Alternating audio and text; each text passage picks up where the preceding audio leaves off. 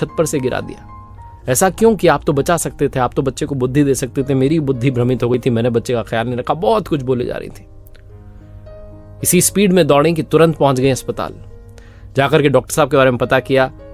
सौभाग्य से डॉक्टर साहब मिल गए, बच्चे का इलाज हुआ और कृपा रही कि ज्यादा गहरी चोट नहीं आई। बच्चा ठीक हो गया। शाम में उसे घर लेकर के आ गए। घर के बाकी सदस्य भी आ गए, पति भी लौट आया। घर के बाकी लोग टीवी देख रहे थे, अपने अपने काम में लगे हुए थे, लेकिन इनका मन नहीं लग रहा था। इनका मन भगवान से दूर होता जा रहा था।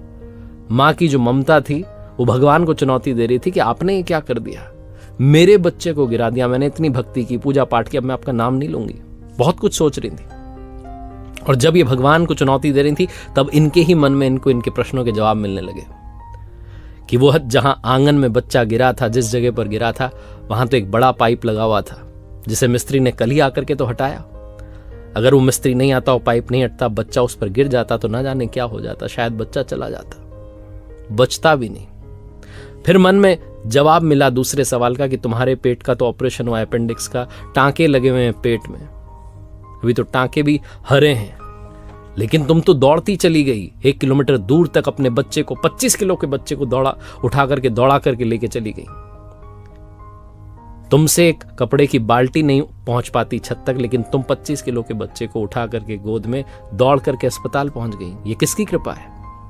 और वो डॉक्टर साहब जो कि हॉस्पिटल में 2 बजे तक मिलते हैं, उस दिन 3:30 बजे तक अवेलेबल थे, उपलब्ध थे। उन्होंने इलाज कर दिया। जाते ही बच्चे का समय पर इलाज हुआ, बच्चा बच गया। ये किसकी कृपा थी? ये सारे प्रश्नों के जवाब मिलने लगे। और जब ये हॉल में गई तो पति इनके टीवी पर प्रवचन देख रहे थे। उस प्रवचन में जो प्रवचन दे रहे थे वो कह रहे थे कि भगवान कहते हैं कि संकट को आने से नहीं रोक सकता, लेकिन तुम्हें इतना सामर्थ्य, इतनी शक्ति, इतना साहस दे सकता हूं कि तुम संकट का सामना कर पाओ। बहुत छोटी सी कहानी जो सिखाती है और बताती है कि विश्वास बनाए रखिए, वो कभी किसी का बुरा नहीं करते।